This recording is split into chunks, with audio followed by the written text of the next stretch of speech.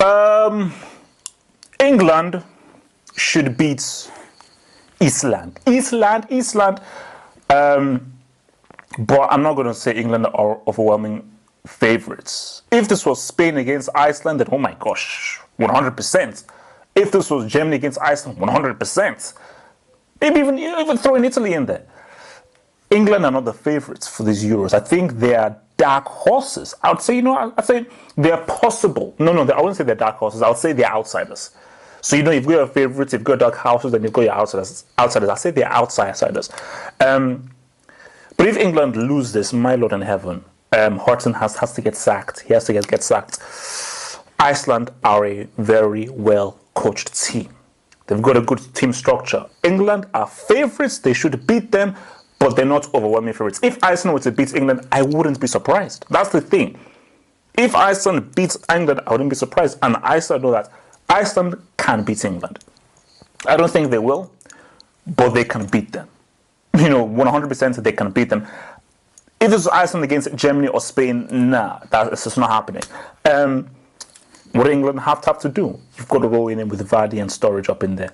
You've got to obviously start with Rooney, and you've also got to have your Kyle Walker and your Danny Rose. And you've got to, because England will have chances. They will have chances in this game, but they're going to be a very good, well-placed defensive team. I think Iceland defensively are very much on a higher level than Wales, Slovakia, and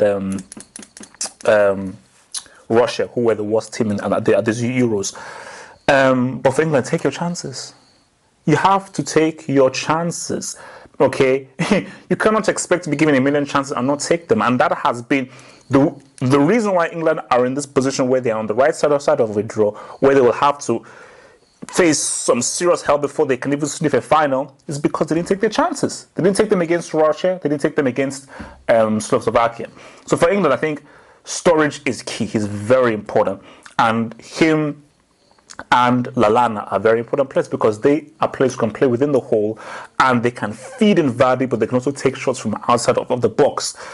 England have to vary it through balls, putting balls out wide to Walker or Rose, or playing through the middle. They have to vary it, and they've got to stretch Iceland, and they've got to really be dynamic and vary how they attack. If it's too obvious, like, oh, boom, cross, no. They've got to keep it fresh because they're going to have a lot of possession on the ball.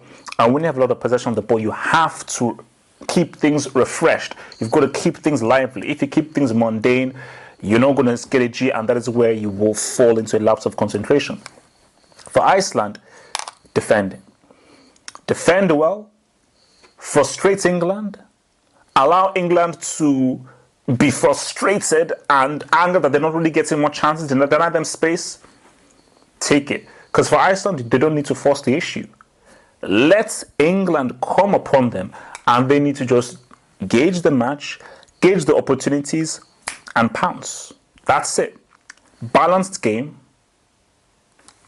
concentration. When the opportunity arises, take it. If the opportunity doesn't arise, keep it balanced. Keep yourselves in the game. Do not concede. Watch your men. Deny the space. Don't allow England a counter. Because I think England on the counter-attack are very dangerous because of their speed.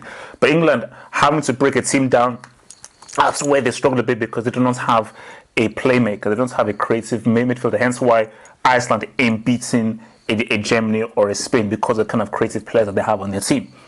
But with that being said, I still do believe that England will win this. And I'm looking at a 1-0. I'm looking at a 1-0 for England. I just think eventually their pressure will pay off and they will get that G. But again, for England, don't underestimate Iceland. Because you can underestimate them and still win. But for me, I just think that, based on them, because England have lost to Northern Ireland before. So England have had a lot of embarrassing losses before. But overall, they should win. They have the better players, have the better individuals. So they should come across and win this game. But for my White Walker friends, man, this has been an amazing ride. What they've done is incredible.